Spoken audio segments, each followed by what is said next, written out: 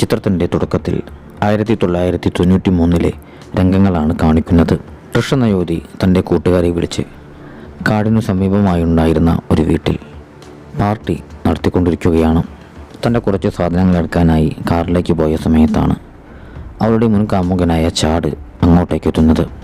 ഞാനും കൂട്ടുകാരും ചേർന്ന് ഇവിടെ അടുത്തായി മറ്റൊരു വീട് എടുത്തിട്ടുണ്ടെന്നും എന്തുകൊണ്ടാണ് എന്നെ പാർട്ടിക്ക് ക്ഷണിക്കാതിരുന്നതെന്നും ചാഡ് ട്രിഷിനോട് ചോദിച്ചു. ഇത് യുവതികൾക്ക് വേണ്ടിയുള്ള പാർട്ടിയാണെന്നും എൻ്റെ പാർട്ടിയിൽ എൻ്റെ കൂട്ടുകാരികൾ മാത്രമേ ഉള്ളൂ എന്നും പറഞ്ഞുകൊണ്ട് ട്രിഷ് തൻ്റെ കൂട്ടുകാരികളുടെ പക്കലേക്ക് പോയി. പിന്നീട് ട്രിഷും കൂട്ടുകാരികളും ചേർന്ന് പാട്ടുവെച്ച് തങ്ങളുടെ പാർട്ടി അടിച്ചു പൊളിക്കുകയാണ്. എന്നാൽ ഈ രംഗങ്ങളെല്ലാം ചാഡ് പുറത്തുനിന്നും ഒളിഞ്ഞു നോക്കുന്നുണ്ടായിരുന്നു. ഈ ഒരു സമയത്താണ് ചാഡ് മറുവശത്തെ ജനലിനരികിൽ നിഗൂഢമാർന്ന ഭാവത്തിൽ നിന്നിരുന്ന മറ്റൊരു മനുഷ്യനെ കാണുന്നത്.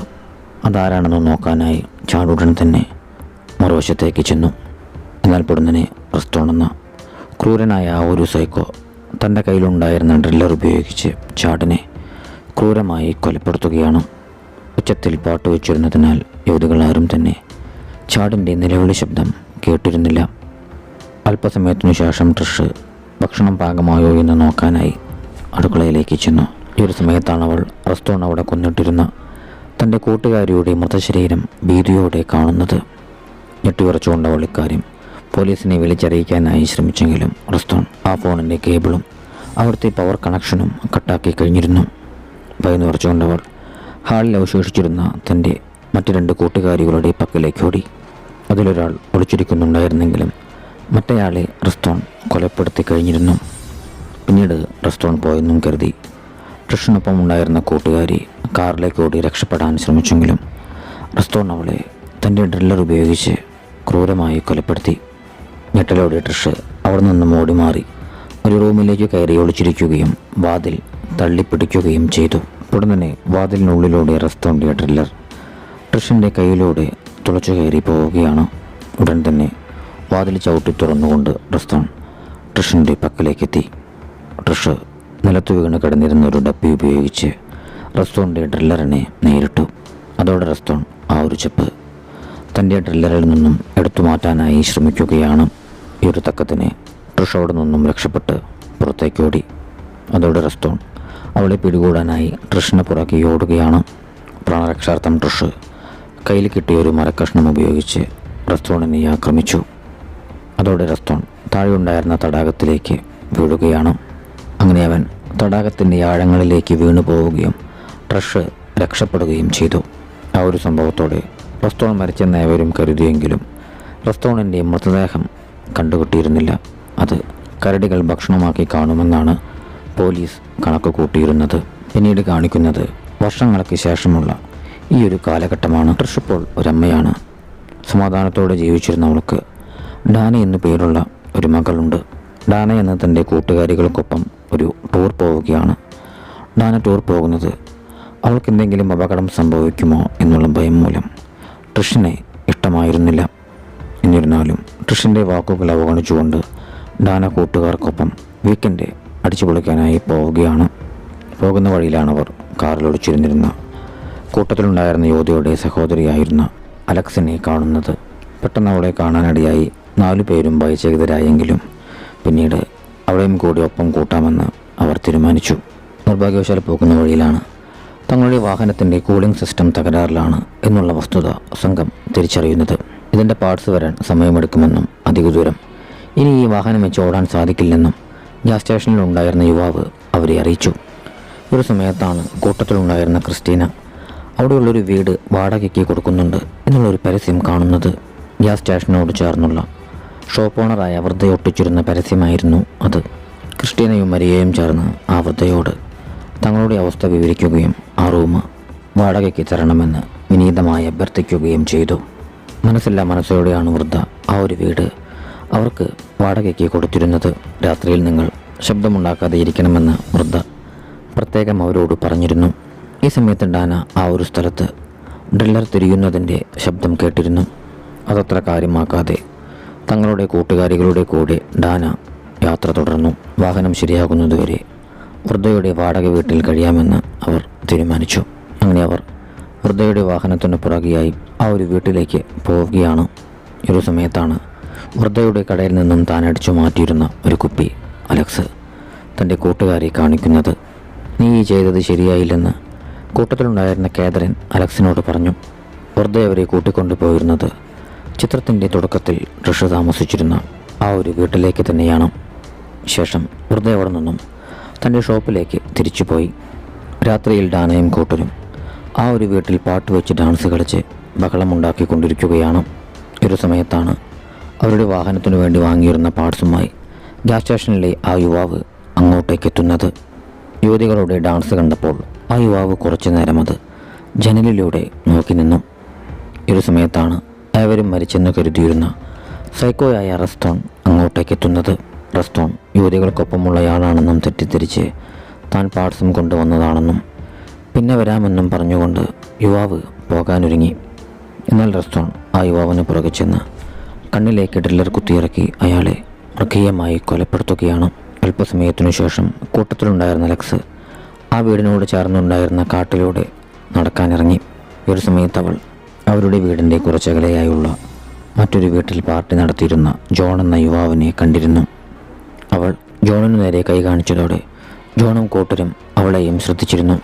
റെസ്റ്റോറൻറ്റിനെ പറ്റിയുള്ള നിഗൂഢതകൾ നിറഞ്ഞ ആ ഒരു സ്ഥലം ജോണും കൂട്ടരും മനഃപൂർവ്വം പാർട്ടി നടത്താനായി തിരഞ്ഞെടുത്തതായിരുന്നു. കാട്ടിലൂടെ കുറച്ചു ദൂരം മുന്നോട്ടേക്ക് നീങ്ങിയ അലക്സ് കൊല്ലപ്പെട്ടിരുന്ന യുവാവിൻ്റെ ടോർച്ചും വാഹനവും കാണാനിടയായി. ഗ്യാസ് സ്റ്റേഷനിൽ വെച്ച് പരിചയമുണ്ടായിരുന്നതിനാൽ ഉറങ്ങുകയാണെന്ന് കരുതി അവൾ ആ യുവാവിനെ വിളിച്ചുണർത്താനായി ശ്രമിച്ചു. അതോടെ ആ യുവാവിൻ്റെ മൃതദേഹം അലക്സിൻ്റെ ദേഹത്തേക്ക് വീണു. വികൃതമാക്കപ്പെട്ട നിലയിലുള്ള അയാളുടെ കണ്ണുകൾ കണ്ട് അലക്സ് അലറിക്കരഞ്ഞു. ഭീതിയോടെ അവൾ തൻ്റെ വീട്ടിലേക്ക് തിരിച്ചോടുകയും ഇക്കാര്യം ഡാനയെയും കൂട്ടരെയും അറിയിക്കുകയും ചെയ്തു. നമുക്കിക്കാര്യം പോലീസിൽ അറിയിക്കാമെന്ന് അവൾ പറഞ്ഞെങ്കിലും നമുക്ക് എവർക്കും ചേർന്ന് ആ സൈക്കോയെ കൊലപ്പെടുത്താം എന്നതായിരുന്നു ഡാനയുടെ മറുപടി. ഉടൻ തന്നെ യുവതികളായവരും ചേർന്ന് അവിടെ ഉണ്ടായിരുന്ന ആയുധങ്ങൾ കയ്യിലെടുത്തു. ആ സൈക്കോ 20-ലധികം പേരെ കൊലപ്പെടുത്തിയിട്ടുണ്ടെന്നും തൻ്റെ അമ്മയെ ആക്രമിച്ചിട്ടുണ്ടെന്നും ഡാന കൂട്ടുകാരെ അറിയിച്ചു. പോലീസ് ഇങ്ങോട്ടേക്കെത്താൻ സമയമെടുക്കും. ആ സൈക്കോ നമ്മളെ ആക്രമിച്ചപ്പോൾ നമ്മൾ അയാളെ കൊലപ്പെടുത്തി. റെസ്റ്റോറൻറ്റിനെ കൊന്നതിനു ശേഷം നമുക്കെങ്ങനെ പോലീസിനൊരു റിപ്പോർട്ട് കൊടുക്കാമെന്ന് ഡാന കൂട്ടുകാരോട് നിർദ്ദേശിച്ചു. ഈ ഒരു സമയത്താണ് അവരുടെ വാതിലിൽ ആരോ മുട്ടുന്നത്. റെസ്റ്റോറൻറ്റ് ഒരിക്കലും ഇങ്ങനെ ചെയ്യില്ലെന്ന് അവർക്കറിയാമായിരുന്നു. അതിനാൽ തന്നെ അവർ വാതിൽ തുറന്നു. അത് കുറച്ചകലെയായുള്ള വീട്ടിൽ താമസിച്ചിരുന്ന ജോണും അവൻ്റെ കൂട്ടുകാരനായ മാറ്റുമായിരുന്നു. അവരെ കണ്ടതോടെ യുവതികൾ തങ്ങളുടെ പക്കലുണ്ടായിരുന്ന ആയുധങ്ങൾ ഒളിപ്പിച്ചു. റെസ്റ്റോറൻറ്റിനെ കൊലപ്പെടുത്താൻ പോകുന്ന കാര്യം അവരെ കൂടി അറിയിക്കാമെന്ന് ഡാനയും കൂട്ടരും തീരുമാനിച്ചു. എന്നാൽ ഈ ഒരു സമയത്ത് മാറ്റ് യുവതികൾ ഒളിപ്പിച്ചിരുന്ന മാരകായുധങ്ങൾ കാണാനിടയായി. അതോടെ അവൻ ജോണിനെയും കൂട്ടി അവിടെ നിന്നും തിരിച്ചു പോവുകയാണ്. ആ യുവതികൾക്ക് എന്തോ കള്ളലക്ഷണമുണ്ടെന്നും അവരെന്തോ ഗൂഢാലോചന നടത്തുന്നുണ്ടെന്നും മാറ്റ് ജോണിനോട് പറഞ്ഞു. ഇതേ സമയം അങ്ങോട്ടേക്ക് എത്തിയിരുന്ന റെസ്റ്റോൺ ജോണിനെയും ചാഡിനെയും നിരീക്ഷിക്കുന്നുണ്ടായിരുന്നു. തിരിച്ചെത്തിയ ചാടും ജോണും പാർട്ടിയിൽ പങ്കുചേർന്നു. ഇതിനിടെ കൂട്ടത്തിലുണ്ടായിരുന്നൊരു യുവാവ് യൂറിൻ പാസ് ചെയ്യാനായി പുറത്തേക്കിറങ്ങി. തിരിച്ചു വരുന്ന സമയത്ത് ആ യുവാവിൻ്റെ ദേഹത്തേക്ക് റെസ്റ്റോൺ ബിയർ കുപ്പി എടുത്തെറിഞ്ഞു. അതാരാണെന്ന് നോക്കാനായി യുവാവ് ഏറുവന്നിരുന്ന ഭാഗത്തേക്ക് ചെന്നു. ഉടൻ തന്നെ റെസ്റ്റോൺ തൻ്റെ ഡ്രില്ലറുമായി ആ ഒരു യുവാവിൻ്റെ മുൻപിലേക്ക് ചാടി വീഴുകയാണ്. രക്ഷപ്പെടാനായി തിരിഞ്ഞോടുന്നതിനിടെ നിർഭാഗ്യവശാൽ ആ യുവാവ് കാലിടറി വീഴാനിടയായി. ഉടനടി റെസ്റ്റോൺ അയാളെ പിടികൂടി മൃഗീയമായി കൊലപ്പെടുത്തി. ഈ ഒരു സംഭവം ആ യുവാവിൻ്റെ കൂട്ടുകാരായ ജോണും മാറ്റും ഉൾപ്പെടെയുള്ള ആരും തന്നെ അറിഞ്ഞിരുന്നില്ല. ഇതേ സമയം ഡാനയും കൂട്ടരും റെസ്റ്റോറൻറ്റിനെ കണ്ടെത്താനായി ആ കാട്ടിൽ തിരച്ചിൽ നടത്തിക്കൊണ്ടിരിക്കുകയായിരുന്നു. അങ്ങനെ അവർ ജോണും കൂട്ടരും താമസിച്ചിരുന്ന ആ ഒരു വീടിൻ്റെ സമീപത്തേക്കെത്തി.